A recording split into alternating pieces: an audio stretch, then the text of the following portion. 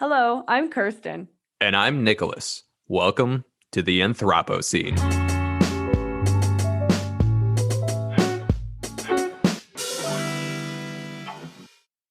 Hello, and welcome back to Anthropo Snips. This is the first episode of Anthropo Snips for this season, and I'm pretty excited about it. Kirsten and I have kind of decided that we're changing up the dynamic just a little bit. We're still basically using the same principle of each episode or each snip is a singular article from a relatively new study. But instead of breaking it down really thoroughly, we're just going to do a really quick summary of the article, which we'll then link in the show notes. And then we're going to have a discussion about it using our background knowledge and things like that. Yeah, we're going to try it that way. We'll see how we like it, how you guys like it, and we can always, shift and change. Right. Before we get into it, I'm just going to let everybody know that I do have bronchitis right now. So if I sound a little bit more nasally than I typically do, or I end up coughing, or there's some random mutes in the edit by the time you guys are listening to this, it's probably because I'm hacking up a lung in the background and I didn't want you guys to have to listen. I didn't know that either. Are you okay? Oh, yeah, I'm fine. I'm on like the tail end of it, so we're all good. All right. So anyway, well, let's get started, right? Yeah, I'm excited to hear what you brought us today. Awesome. Okay, so this is an article that was published in 2021 by Pineda, Munoz, Wang, Lyons, Toth, and McGuire in Proceedings of the National Academy of Sciences. It's called Mammal Species Occupy Different Climates Following the Expansion of Human Impacts. So basically, this study looks at the realized climatic niche, or what they refer to as simply the climatic niche, of a few dozen mammal species across the continental United States. First up for discussion, do you say niche or niche? I say niche, and I'm very aggressive about only saying niche because I think niche sounds real wrong, but It makes me want to scratch myself. yeah, something along those lines. Right. So when they're referring to realized climatic niche or niche, I just unintentionally said it. Or just climatic niche, they are referring to both biotic and abiotic factors, so that's living and non-living factors that outline the environmental conditions and ecology of a given region for a specific species. So they're looking at this information within the fossil record as well to get a good idea of the changing dynamics and habitat of mammal species and comparing them to where the animals are living today and where they have been extirpated from. So they're looking at extant species, so they're not looking at like extinct megafauna, because obviously it's very difficult to see changes in animals that are no longer living. Right. I mean, that makes sense, I think. Right, yeah. And essentially they use the example of bison grazing within forests along the eastern United States within the fossil record, but today they're really only seen in large open areas. So we're seeing these extant megafauna that have changed their climatic habitat or are no longer present in that climatic habitat. They break their analysis of this changing habitat into 5 separate time periods, which are post-glacial, agricultural, European, industrial, and, of course, present times. The oldest being approximately 11,700 years ago, and the most modern time period beginning around 1950, and then obviously including present day. So, like, when we're looking at this in geologic time, this is all incredibly recent, which is obviously intentional by the researchers because it is looking at how human impacts have facilitated this change in habitat and niche. So, it's important to take a look at everything very thoroughly. So, instead of utilizing climatic changes in habitat or climatic habitat changes over the entire fossil record of a certain species of mammal or megafauna, they're looking at it from when we're determining basically this is where humans started having an impact and where they're at today. So I'm going to break this study down as bare bones as I can because I don't want to take up too much time. We're trying to prevent that because a lot of our a lot of the time, being that we're both scientists in our own ways and we're interested in as much information as possible, we kind of get wrapped up in describing everything way too heavily. So I'm really trying to get these snips down to basically bare bones, just summary information so that if you guys are interested in more information, you can go seek it out yourselves, because that's part of research and that's the part of learning. We're obviously here to communicate some of it to you, but it does no justice if we just spoon feed every single thing. This one will be available down in the show notes, and I encourage everybody to read the full PDF, especially because this one is free, meaning there's no paywalls or anything to get behind. It's readily available, which is a big thing in science. Open access, baby. Yeah. Basically, the researchers utilized a database of mammal occurrences within the United States during the timeframes that I previously mentioned. They separated these records of occurrences by the timeframes mentioned and also included mammals from 6 different orders. Then they compared each occurrence to annual temperatures and precipitation for each occurrence.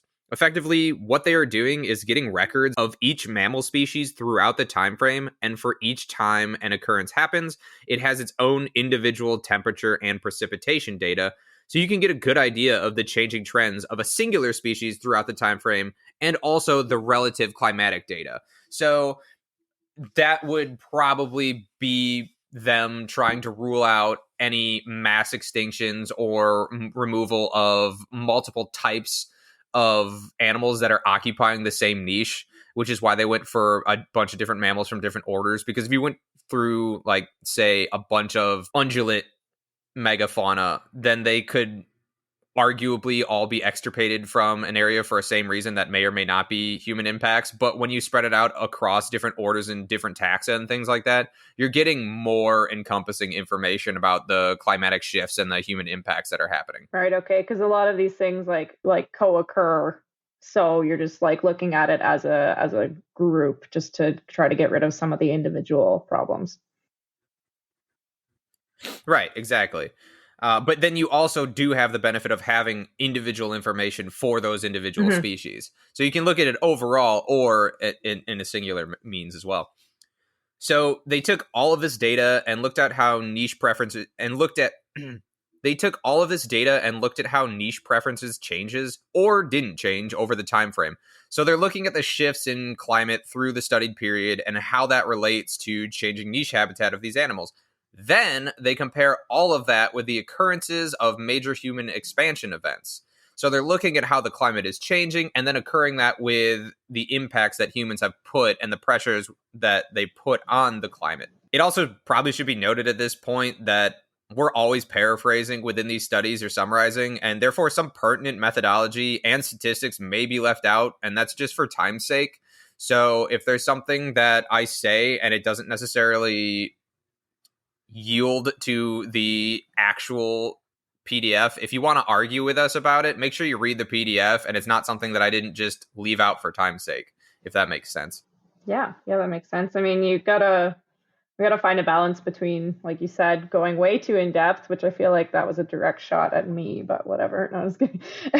No. No, and no, I don't. But and then also like relaying the important information, but always understanding that in a scientific perspective, like all the methodology and the statistics used and how they even selected which variables to look at is really important. But sometimes when you're communicating what happened, not as important.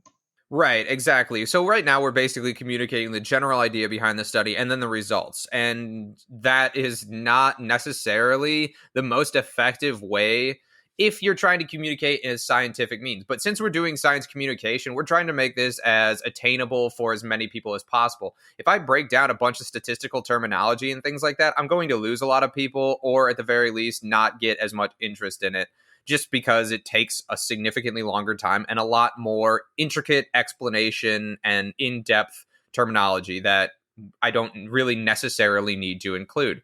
If you're interested in getting more information, like I said, it's available for you. So that's just kind of like a disclaimer for this type of stuff. So let's move on to the results. 67% of surveyed mammal species exhibited, and this is a direct quote, significantly different niche preferences today than they did pre-industrial revolution. That means that the most significant changes in niche utilization and overlap have taken place within the last few hundred years. It is also noted that the most significant changes in general were exhibited after the arrival of European settlers. And this is really important and an important statistic to realize when discussing indigenous cultures who existed in North America far before that. So when we're talking about human impacts, we're not discussing the indigenous impacts on the wildlife. For the most part, what impacts we're looking at, aka 67% of it that's happened since the Industrial Revolution, as this study indicates, has been since European settlers have come. So just keep that in the back of your mind. And that's one of the talking points that we'll hit on a little bit later. The results are basically showing that larger mammals are moving towards areas with less human impacts. So alpine areas, deserts, and etc., which obviously makes sense because they're not able to sustain themselves for one reason or another, either direct or indirect competition with humans. And the antithesis of that is the smaller mammals, specifically those with more generalist behaviors and feeding styles, they're spreading out and becoming widely more successful, which also makes sense because food availability might be scarce, but if you're a generalist, you can eat different types of food. And if you're smaller, you don't need as much biomass to, keep up your energy levels and things like that. Sorry, I was just going to say link to Coyote Not So Ugly episode where we talked so much about coyotes in urban habitats. Right. So yeah, that's basically the summarization of this paper. So I wanted to talk about a few things. I wanted Kirsten and I kind of have a discussion on it so you guys can kind of understand. Basically, with that knowledge in mind, what are your opinions on the impacts on global biodiversity, but not just mammals, but like other biota as well? So like when we're thinking about this obviously takes into account mammals. It's looking at megafauna. That's the primary example of this study. I kind of wanted to take a moment to discuss what your opinions on other types of taxa are as far as like decline and things like that. If in your experience you've seen, declines in things other than just megafauna. Well, I think this brings up such an important and interesting thing in conservation where we tend to focus on charismatic megafauna, right? Like the big things that are cute and fluffy. But there's people that like get really annoyed because they're like, all we do is charismatic megafauna, but they're important, right? And I think they're really pretty good indicators that we're, really shifting the habitat, especially because we've looked at a lot of places.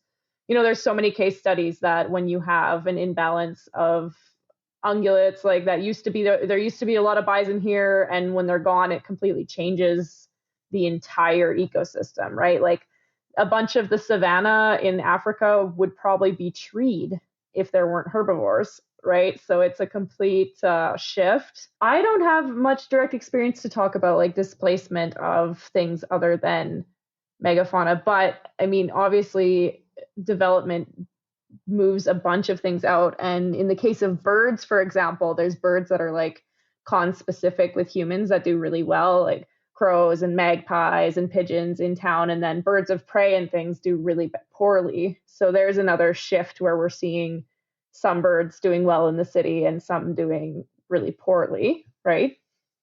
Yeah, absolutely. I mean, I think honestly, at this point in time, you can pretty concretely go through every single taxa and say like, okay, or like order, or whatever, or super order, however you want to claim it, and say, okay, they're having negative impacts. Every trophic level is experiencing the direct effects of human impacts. Like you said, birds and megafauna. But if you look at reptiles and amphibians, we're seeing global population declines, like insane declines in reptile and amphibian populations. Look at insects. One of the most abundant forms of life on the entire planet is experiencing drastic losses. I was reading a paper not too long ago where they did studies based on insect window strikes, or like not window strikes, but the windshields of cars.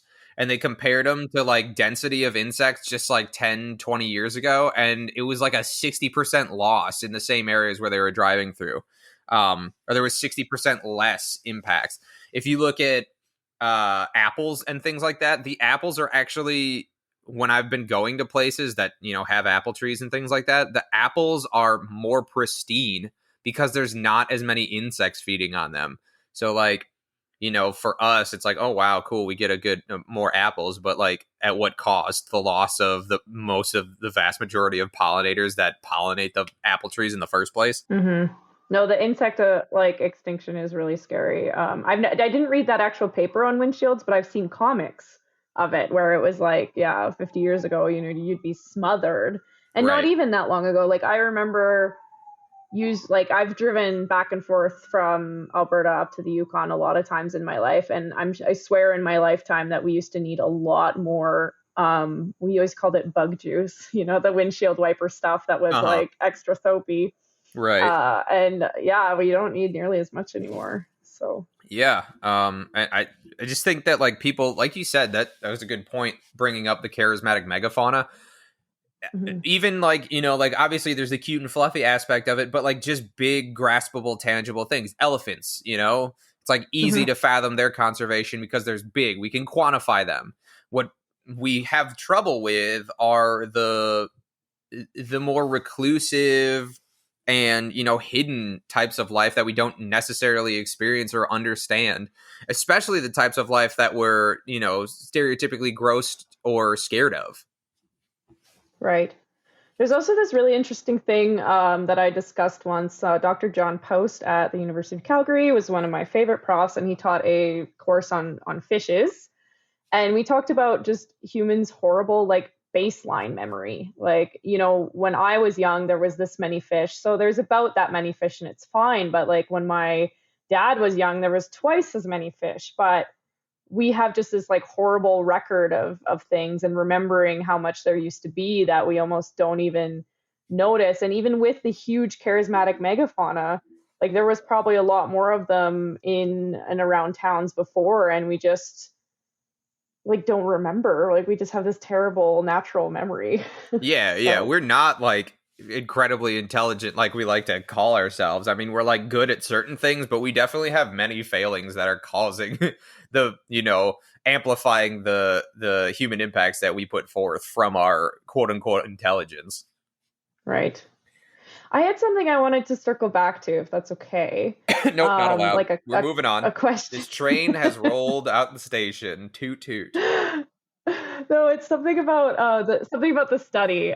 So you're saying they did go back and they measured like the time period when there was indigenous settlement and then European industrial and whatever. So we pretty much saw that there wasn't or didn't seem to be like a significant displacement during the indigenous time period before the European colonization, correct? We that's another talking point.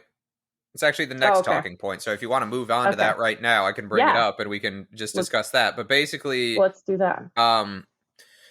the next talking point is the indigenous utilization and understanding of ecology and conservation that often gets overlooked when we look at human impacts.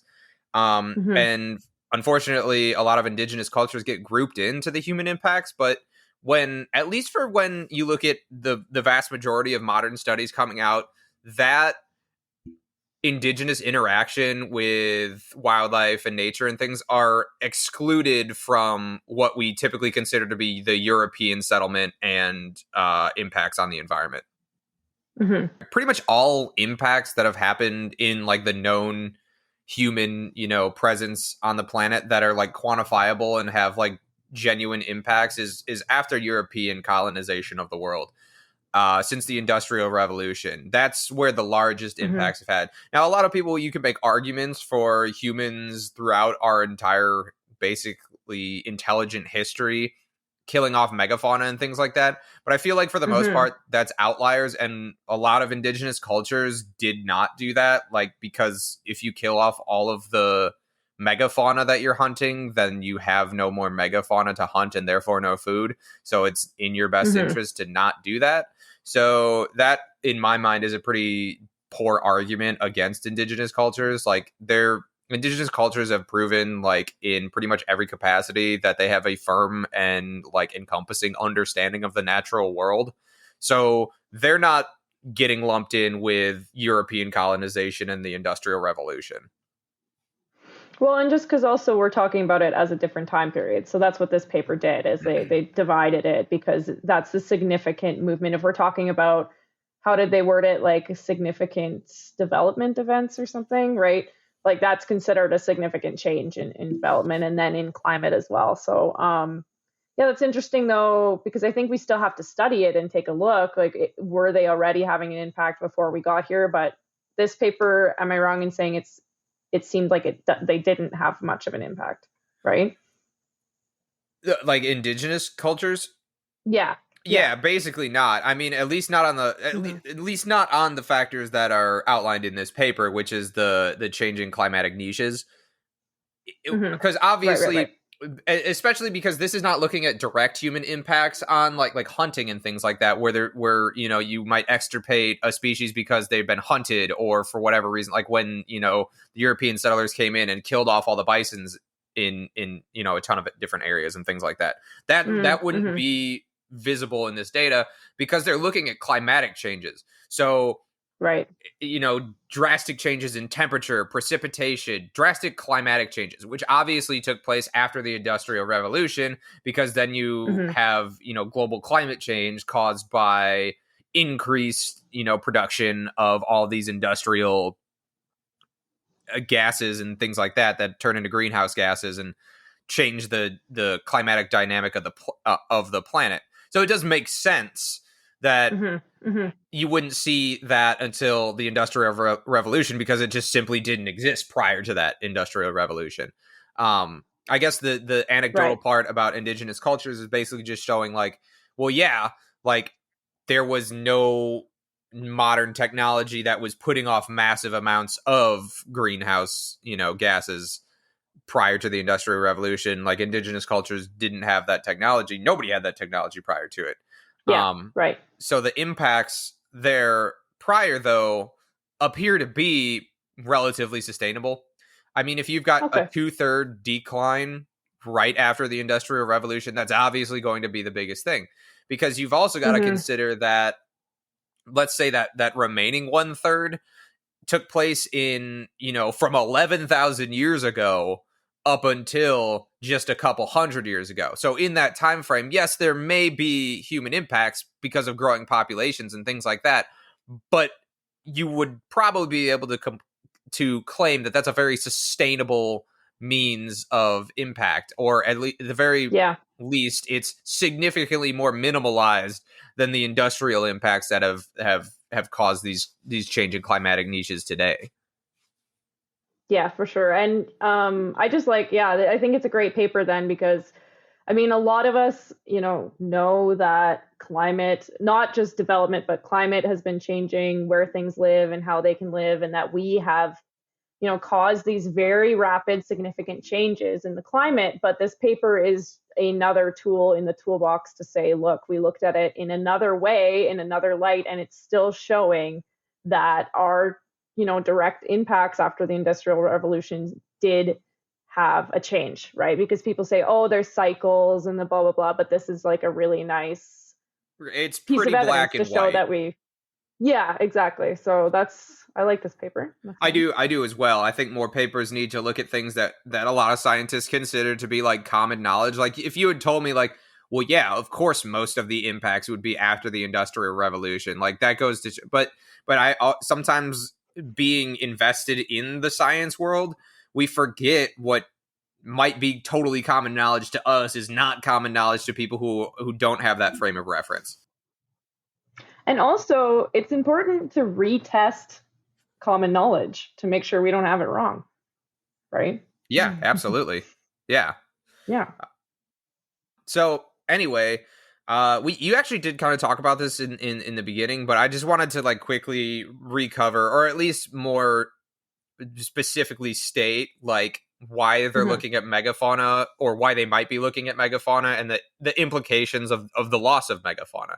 So like you mentioned specifically the nutrient translocation and the habitat construction and ecological shaping that megafauna brings. So basically megafauna are these massive things that will typically bring higher nutrient levels to areas that have lower nutrient levels just because they're so massive and they bring with them so many nutrients that they process. Megafauna typically, historically, are not like just one large animal. They're massive, massive groups of many, many large animals. So when you're looking at their impacts, yes, they're going to have more of a direct impact on an ecosystem just being bigger. But the fact that there's so many of them and so diverse, there's many different impacts that they have.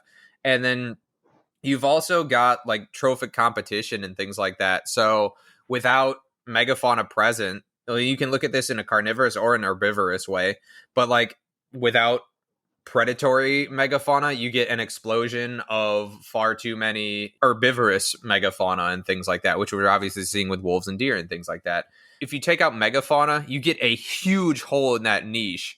Whereas if you take out, a smaller animal, not saying it's not going to have an impact, but like megafauna being so large have direct impacts on many different portions of an ecosystem. Like you said, they do shape and create ecosystems. And without them, sometimes entire ecosystems can collapse.